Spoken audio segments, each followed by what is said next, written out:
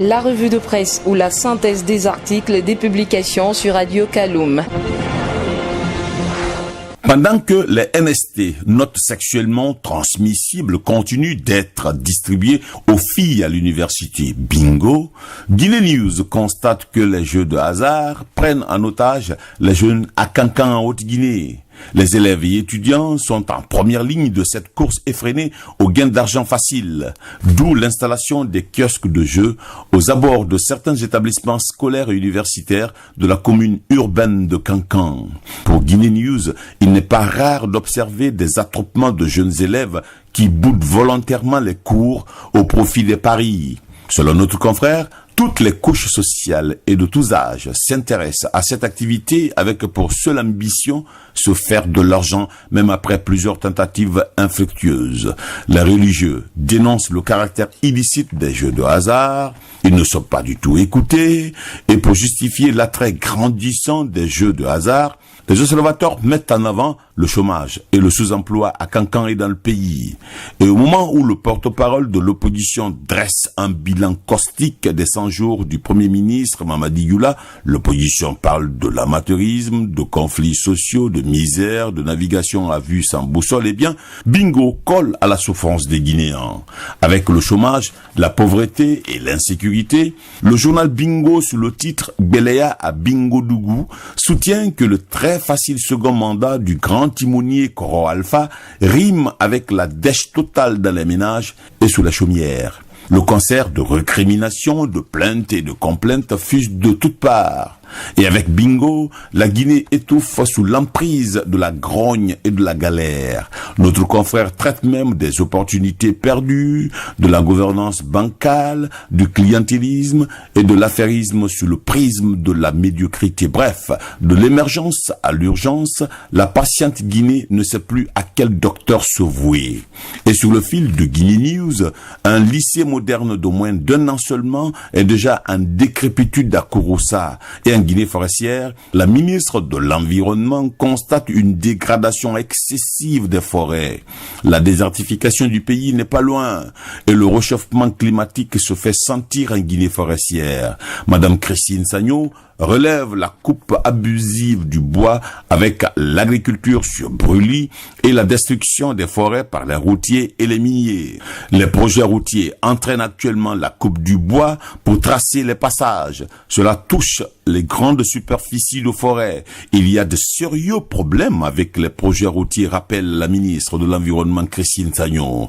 Et puis, dans Beleya à la Sigmadina, Bingo signale que la faim pousse un policier à voler du pain. Et au même moment, le viol est devenu un phénomène récurrent et malsain dans la société guinéenne.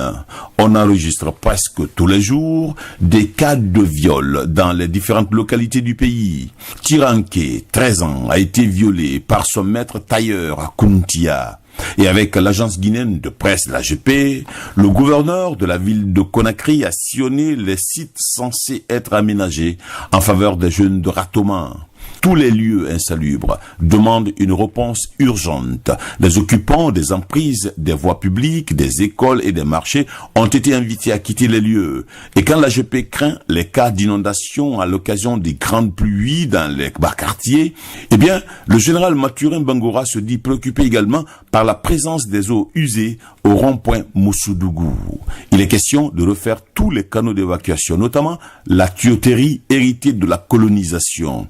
Mais sur le fil de l'AGP, l'agence guinéenne de presse, le journaliste Alpha Kabiné Doumbouya fait un zoom sur les danses folkloriques ou populaires dans les quartiers la nuit. Les rues sont barricadées dans l'indifférence totale des chefs de famille et des responsables locaux. Ces danses appelées Farenyari violent à la fin du mois les règles d'éthique et de liberté publique. D'où cette interrogation de l'AGP, tapage nocturne ou défiance des pouvoirs publics. Et en économie, les banques sont à court de liquidités. Dans les colonnes de la Lance, des clients n'arrivent plus à retirer de l'argent à temps. Ils traînent avec les chèques, il y a manque de liquidité. Et à la une du Lynx, un flou dans la gestion des fonds de la Cour constitutionnelle. Un linge sale pour qu'elle fasse Titre le Lynx, qui rappelle que le président de la Cour constitutionnelle est dans un sale drap pour cause de gestion floue d'une misère de plus d'1 milliard de francs glissants. Outre le manque à gagner de 276 millions de francs guinéens au niveau des salaires, le comité d'audit relève également un manquant de plus d'1 milliard de francs guinéens. On parle de postes fictifs pour gonfler le budget. Kéle Fassal demande un audit des comptes de la Cour constitutionnelle. Et pour le Lynx, les sirènes révisionnistes risquent de taper à des portes inattendues. Et puis, quand la lance titre sur gouvernement Yula 100 jours sans bilan, le démocrate enchaîne par une fuite en avant pour l'équipe Yula. Et le continent s'interroge. Quel résultat pour les différents séminaires gouvernementaux?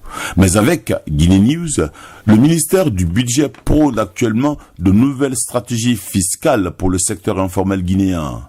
Par ailleurs, si à la Cour des comptes, Mohamed Diaré est installé sous le sceau de la lutte contre la corruption, en politique, selon la Lance, l'opposition projette marche et ville morte les 12 et 14 avril 2016. Les journées de 30 et 31 mars ont été marquées par un échec cuisant, écrit le Standard.